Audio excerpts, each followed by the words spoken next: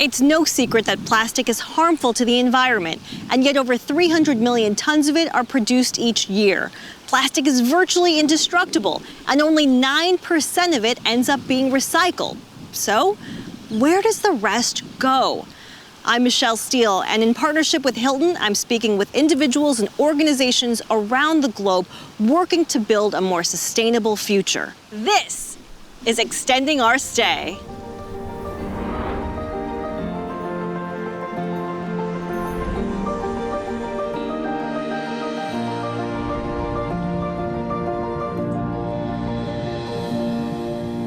My name is Stacy Brining, and I'm an environmental educator and biologist with Hawaii Wildlife Fund.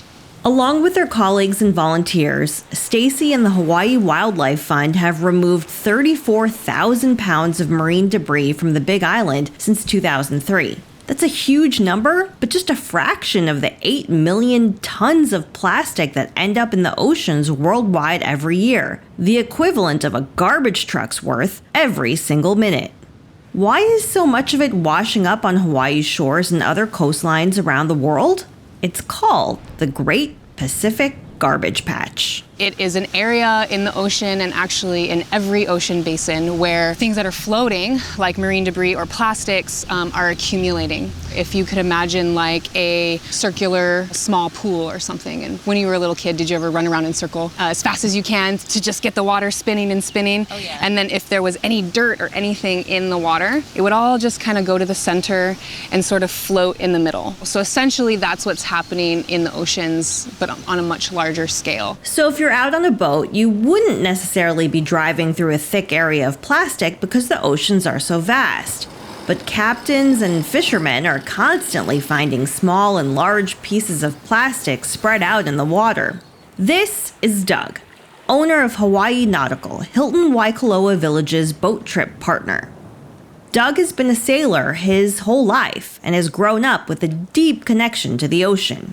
We encourage our people to pick up stuff out of the water because it gives you good karma. We have to take something with us when we leave. We have to clean it as we go, because for too long we relied on other people to do their part and to take care of stuff, and unfortunately not everybody's cleaning the house. So I was learning a lot about how the plastic turns up on our shores, but why is so much of it getting into the ocean in the first place? Natural disasters, like what we saw in 2011 in Japan with the tsunamis, that brought a ton of marine debris into the ocean. The ocean's downhill from anywhere, right? So whenever the rain comes, if it's out in the street, in the gutter, it's gonna end up in the ocean.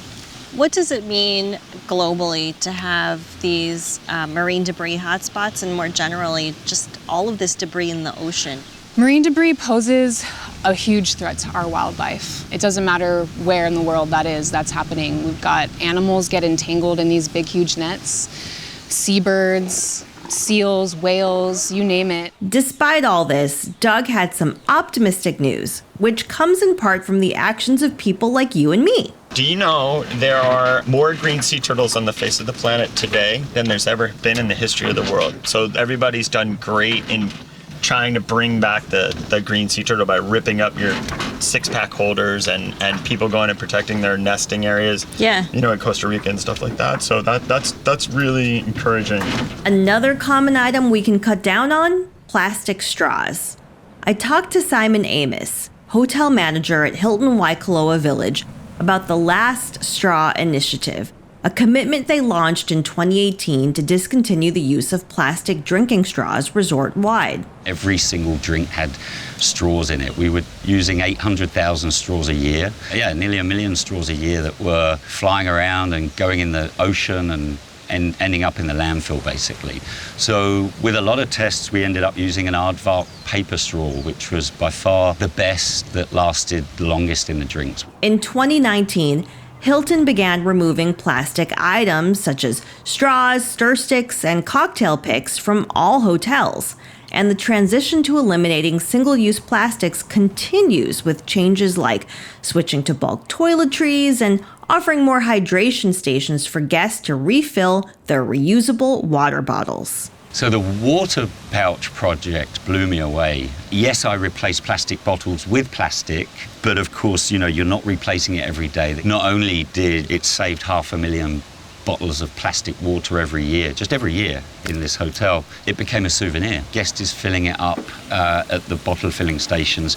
But then what we didn't realize is they would pack them flat in their suitcase and take them off island and use them wherever they are in the world. So it became a nice little marketing tool as well. It's important to take this plastic off the island because Hawaii, like most other remote destinations, has extremely limited access to recycling facilities.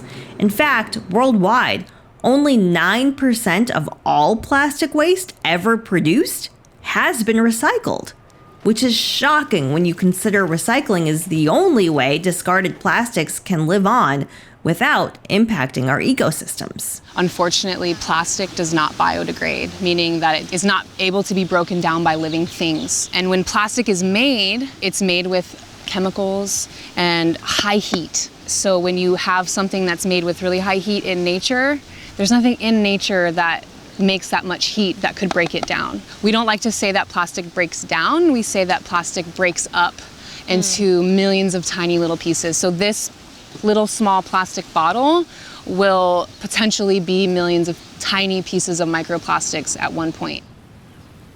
After my conversations with Stacy, Doug, and Simon, I had 3 major takeaways to really help impact plastic pollution. 1, recycle whenever you can. 2, when you're traveling, bring reusable water bottles and bath toiletries.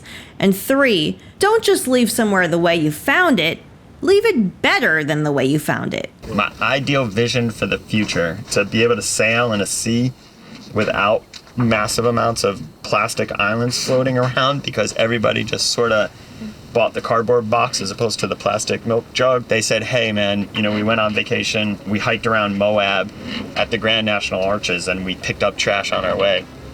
That means we did that. Yeah, that'd be amazing. Can that happen? Can we just imagine that happening? Yeah, maybe. There you go, maybe. Exactly. I love that. That makes me happy.